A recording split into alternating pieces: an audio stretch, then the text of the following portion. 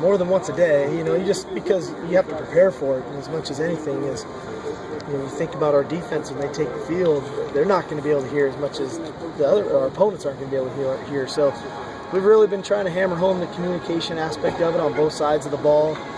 And also the mental psyche piece of it. We're going to get ready to come out of this tunnel, and we need to make sure we focus on the game and enjoy the experience of running out of the tunnel the first time, but focus on the task at hand, and that's each down as we prepare for it. Overall impressions of the scrimmage today? I thought the offense started really well. I thought they were efficient. I thought guys made some plays. We had a couple missed opportunities there on a third down in the red zone. That was a great goal line stand by the defense, and then them creating a couple of turnovers there in the third down setting. I like the execution of the offense in the 2-minute drill there at the end to go down and get a field goal. I think that we still have plenty of work to do in just the overall mechanics of the game with substitutions from offense to special teams to defense, things of that nature. But all in all, for a first scrimmage running over about 120 plays, I thought it went well. Again, I know more tomorrow after I look at the film. Demario had 2 touchdowns today. How do you feel? Demario has really come along.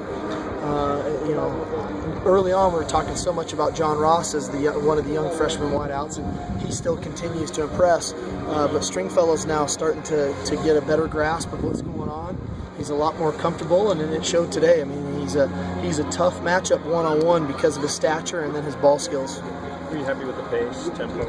I thought it was good at times, and it was okay at others. We'll work on it. We'll get to it tomorrow. Our energy when we take the field from the sidelines and getting ready to go needs to be better. And we have to understand, and that's part of why we do these scrimmages with the officials, that the officials are going to stand over the ball at times, especially when there's substitutions. But when he walks away, we need to be ready to go. And so those are all the little nuances that we need to continue to work. What would you like from Corey Littleton last year, and what have you seen from him in camp? Well, Corey started with us on scout team. He was really a scout team defensive player with us on offense, and every day he just continued to impress us on a daily basis. The way his physicality, his energy, his relentlessness to rush the passer. We just felt he was too valuable of a player, not just for our defense, but for special teams not to have on the field, because he's a versatile guy. He can be a stand-up outside backer, but can also rush the passer, and he continues to do that type of stuff for us now. So I think he's going to have a big role for us, obviously on special teams, and he'll have a significant role on defense. Why were you comfortable with taking him off service team and having him start in Austin?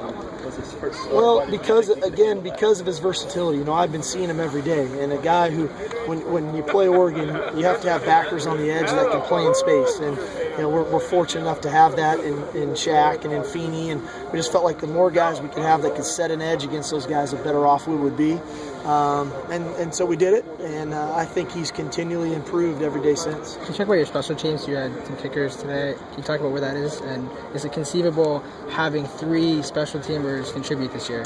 I think it's very conceivable to have 3 different guys doing 3 different things. Potential of a different punter, a kickoff guy, and a field goal kicker. I don't know what happened there in the first 2 extra points. I don't think we've missed an extra point in 4 years and missed the first 2. And after that, I think it was fine and we got going.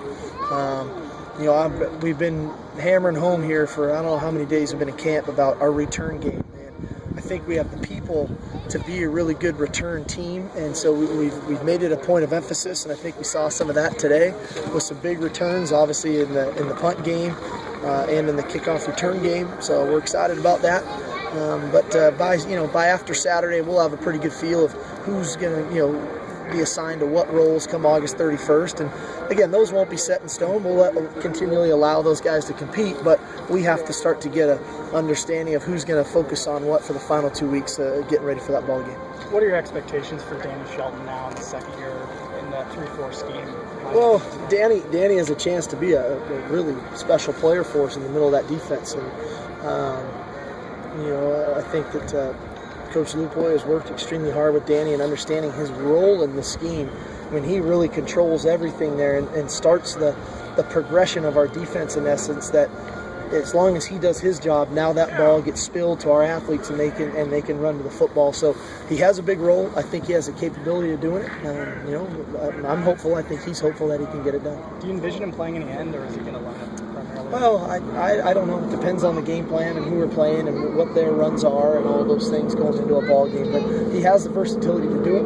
We've done some of it here in training camp already, just to prepare ourselves for it, like we do with a lot of guys moving him around. But I would imagine August 31st, the first snap, he'll be at nose tackle for us. Running this up tempo.